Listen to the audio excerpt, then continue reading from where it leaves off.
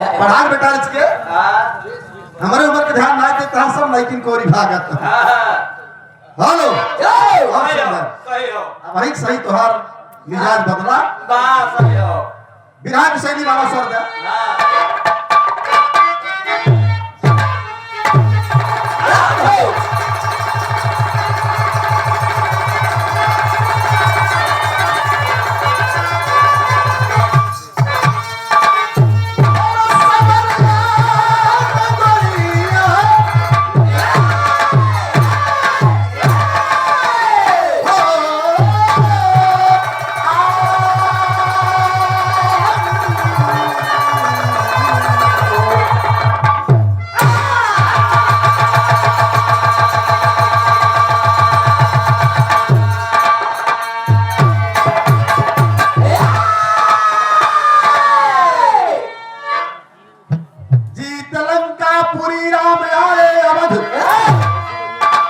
भगवान चलाने लगे धर्म रक्षक मर्यादा पुरुषोत्तम प्रबल न्याय ममता धरा पर लुटाने लगे एक दिन शांता सिया से कहे अरे मम दिल में उमड़ती अनेकों है संग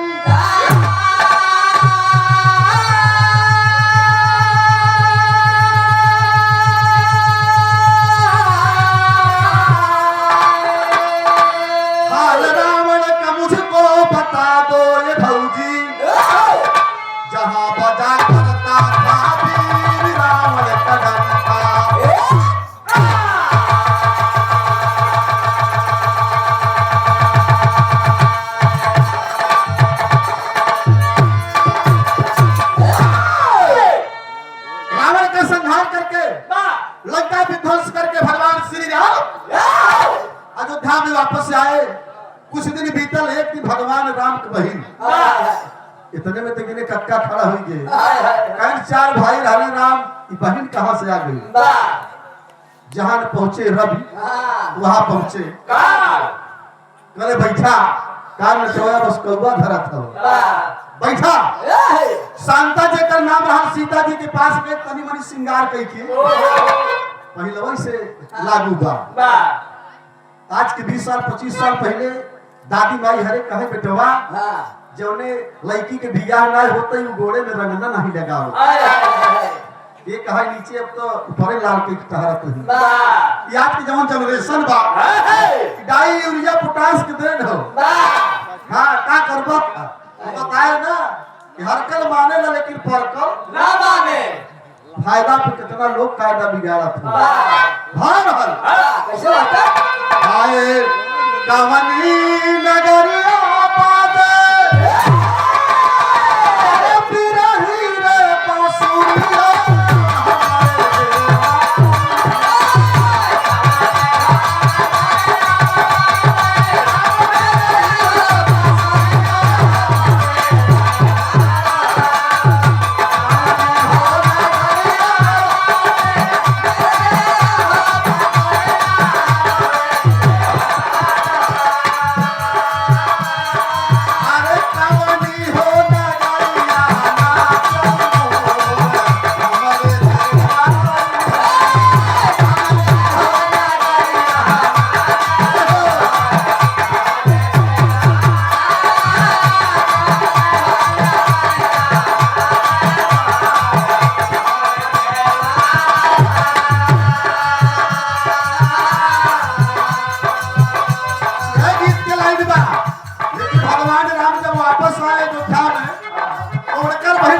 सीता जी के लगे गईली कुछ श्रृंगार कई के कहा भौजी ये भौजी तो सब कुछ पूछवैया बाकी कहा ननदो पूछा आज बड़ा ढीक लागत है कि तोहार लाली काजल बहुत एकदम जान मारत बा पूछत का बा शांता सुकुमारिया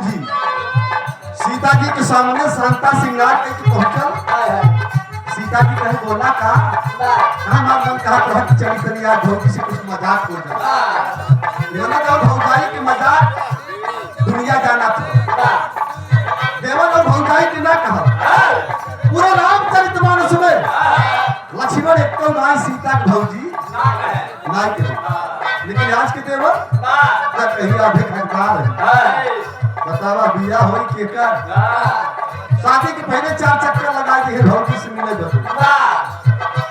सीता जी कहीं बड़ा अच्छा सवाल कहियो आसन के भारी रहे काहे के पीढ़ा लइला बैठ जा पूछत बाटी कैसन पार कापिला रावण पार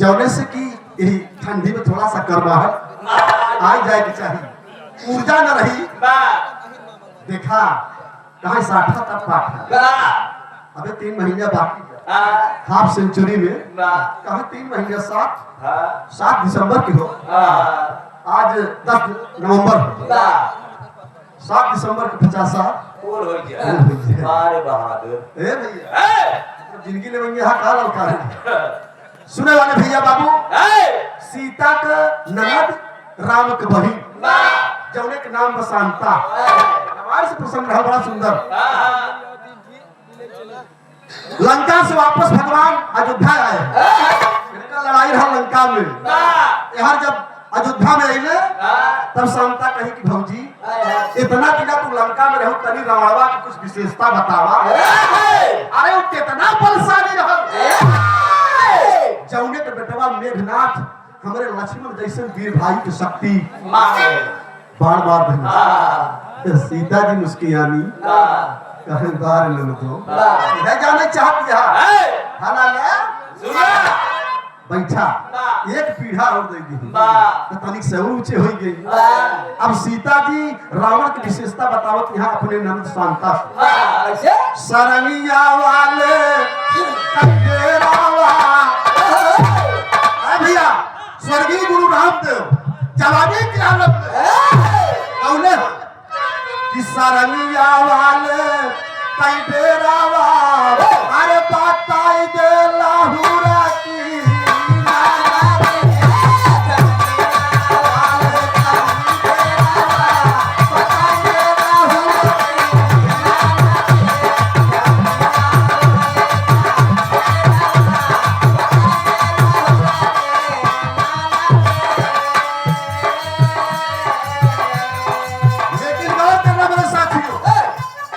काहेली सीता माया नवा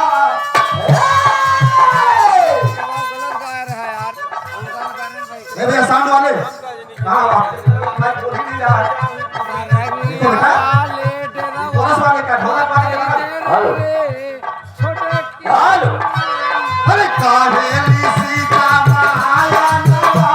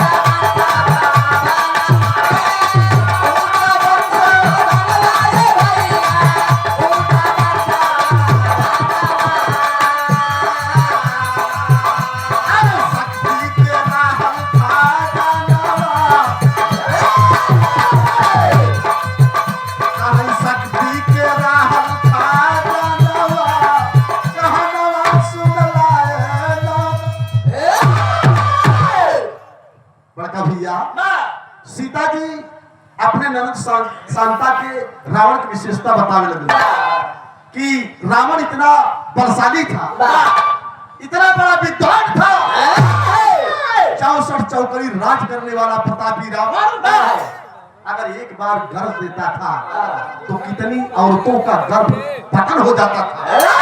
अरे गर्भ गिरे गर्भ सुन करके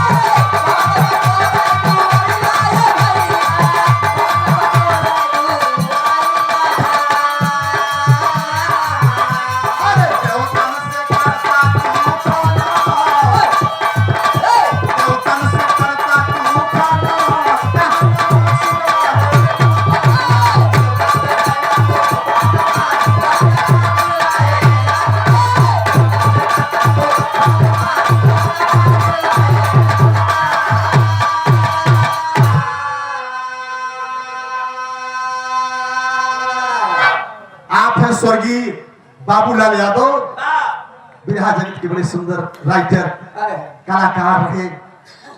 आपके सुपुत्र बड़े भैया पप्पू यादव भाई अक्षर प्रेम के वंशावली सम्राट थे बाबूजी, वंशावली सम्राट थे। चरण स्पर्श अभिनंदन है, स्वर्ग में उस आत्मा को स्थान मिली होगी। मैं बहुत बहुत प्रणाम करता हूँ ऐसी विभूति को, ऐसे स्तंभ को। हम लोग तो उनके चरण के धूल नहीं एक कण है। उस आत्मा को बहुत बहुत धन्यवाद है। 1 से 1 रुपए का सादर सम्मान। बेटा इसको स्टेमिना बनाओ थोड़ा।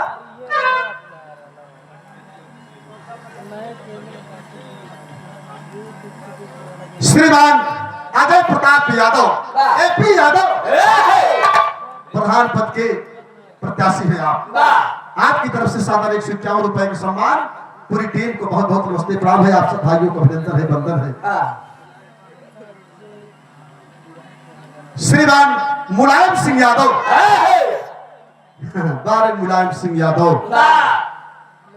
आज अगर हर कोई प्रधान पद का दावेदार है, हर जाति कास्ट का इंसान अगर वो अपनी दावेदारी कर सकता है तो माननीय नेताजी मुलायम सिंह यादव की देन है। लागू किया बारे बाबा साहब, आपकी कीर्ति अमर रहे जन जन में। और भैया एकदम देखा मिजाज हमार बन गई बा। टिकुली के जलवा उस मंचा पंचा छोड़ा ई भैया हमारे बाबू लोग यहाँ सुने बैठे बाकी। हाँ, हमारे बीच में सेवानिवृत्त शिक्षक, हमारे मार्गदर्शक श्री जगत बहादुर यादव माजू साहब सुल्तानपुर को पहुंचे। हम चाहेंगे कि वो यहाँ पर आए। माजू साहब श्री जगत बहादुर यादव सुल्तानपुर, बहुत बहुत धन्यवाद। मैं भी श्रीमान जी को बहुत बहुत प्रणाम करता हूँ। शिक्षा ही सब ऊपर है, बहुत ही जरूरी जब पढ़ाई है जिंदगिया में। माई बापू बाटे ही भाई यही जिंदगिया में, बहुत ही जरूरी बात पढ़ाई यही जिंदगिया में। लेकिन मेरे दोस्तों रामायण से प्रसंग बा। सीता जी के लगे उनका ननद आए, कहा भौजी बतावा रावण कितना विद्वान रहा, कितना बलशाली रहा। सीता जी कहीं बैठा आसन ला बतावत नहीं। सारी विशेषता को सीता जी ने अपनी ननद शांता से बताया कि रावण ऐसा बहादुर इंसान था, ऐसा पराक्रमी था, अगर एक बार गर्भ देता था तो कितनी औरतों का गर्भपतन हो जाता था। सूर्य कुबेर वरुण पवन जैसे देवता रावण के दरवाजे पर झाड़ू लगाने का काम करते थे, पानी भरने का काम करते थे। इतनी बतिया जब शांता सुनी, कहीं बार भौजी इतना बलशाली है, तब हमारे भैया को बेटवा के लुगा देते तंग लग गई। अरे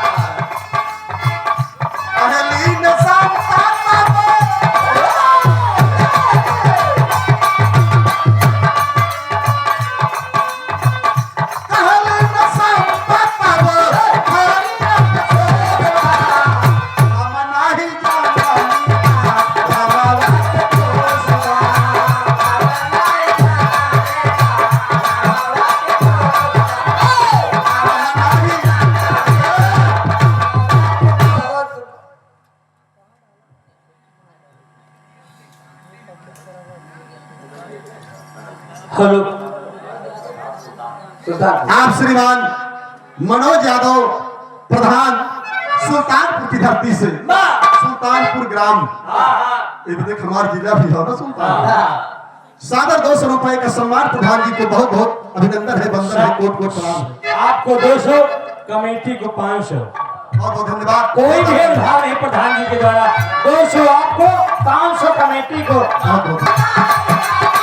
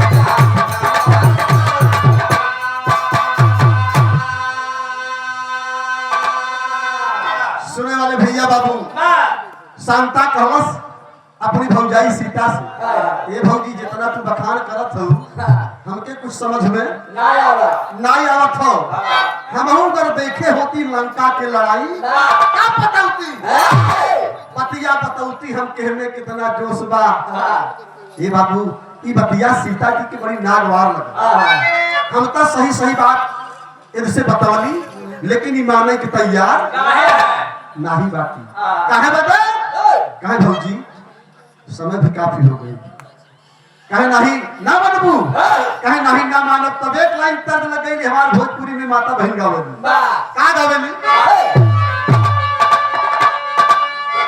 कहे मोरे पीछा वाला अरे सोनार कई दुकानिया भैया सोनार कई दुकानिया सोनार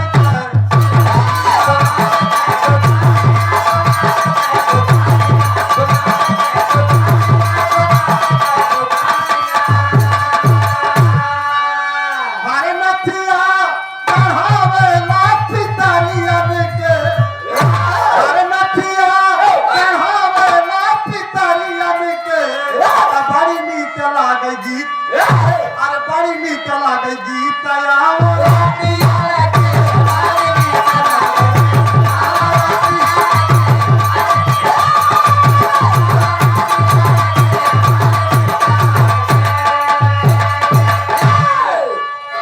भैया लेकिन जनक दुलारी बोली माधुरी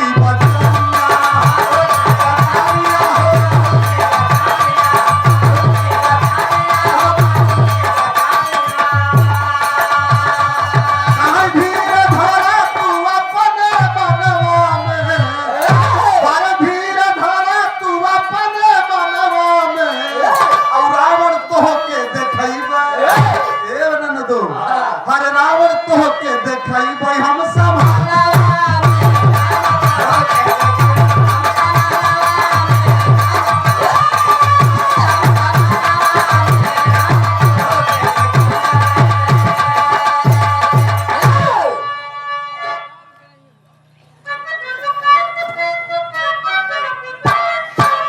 हमारे छोटे अनुज हैं देश के भविष्य है आप संदीप यादव भैया तरफ से सुंदर पुष्पमाला 1 से 1 रुपए का सम्मान बहुत बहुत अभिनंदन है बंदन है उपस्थित जनमानस को नमस्ते प्रणाम है लेकिन देखा गाना की शैली में आवाज कुटुंब फलान में जानी भाव बनाइला इतने में हमके बहुत खुशी बा सीता जी काली की तोके विश्वास ना बा बैठा तब पंखी के ऊपर फोटो रावण के बनावली कसठ हो शीश बीस भूजा कर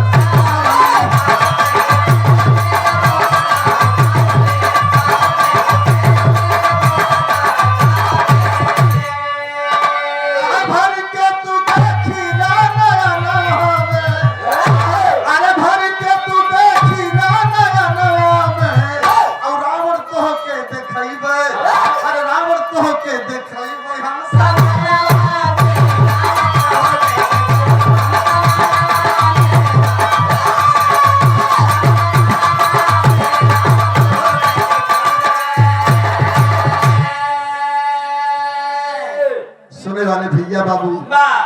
सीता जी कहनी घबरा मत, अब भाई और प्रमाण बा।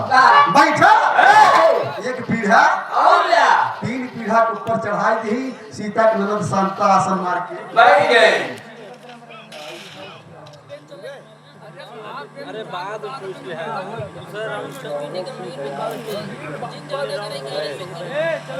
आप सम्मानित श्रीमान गौरव सिंह दयालपुर हरिया से सादर 500 रुपए की सम्मान पार्टी की तरफ से बहुत बहुत अभिनंदन है। क्रांतिकारी सलाम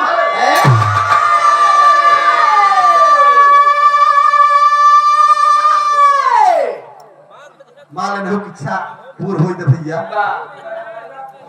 दयालापुर हरिया प्रयागराज आप बाबूजी की तरफ से इस सादर 500 रुपए का सम्मान हुआ। लेकिन कहना है अरे ऐसे निरेखन मखना रे तोरा बदन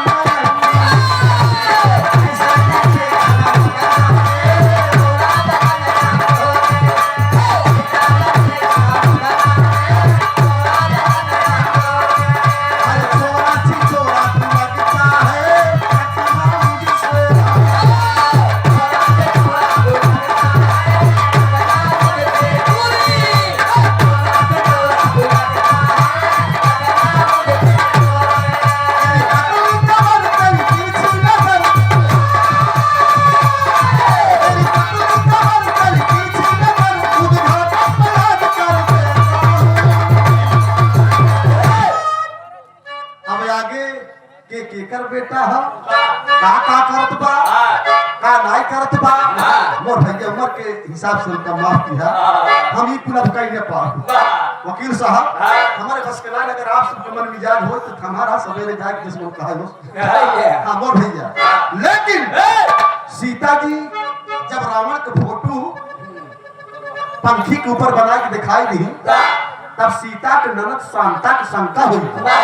इतना दिन भौजी हमार लंका में रही लागत है रावणवश कुछ अवैध संबंध रहल का। कहा भौजी 5 मिनट का अवकाश चाहिए हम आवत है सरकारी छुट्टी मिलत भैया। तो सीता जी कहनी जा भाई जा। और सीता जी के पास से उठ के शांता पहुंच गई राम के लगे। कहे भैया ए भैया भगवान राम ने कहा कि अरे शांता क्या बात है बहुत घबराई हो क्या बात है। कहे भैया बड़ा गड़बड़ हो गया हमके कुछ शंका जनात है। शंका हाँ अरे बोली है सीता बोली है शांता जा करके सीता हमर भाई बोली है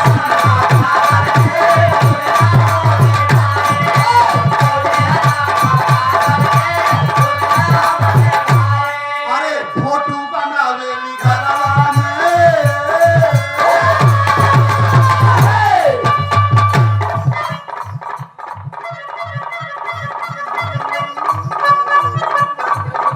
महाकाल यादव बम बम भोले जोर पिया गाजा की कली उस लड़का से लड़की ही बनी। दयालागंज 27 मार्च के मेला बा हाँ? नवंबर 27 मार्च की हमारे कार्यक्रम बुक हो गई। बहुत बहुत धन्यवाद भैया के नमस्ते प्रणाम बा। अगर इसी बात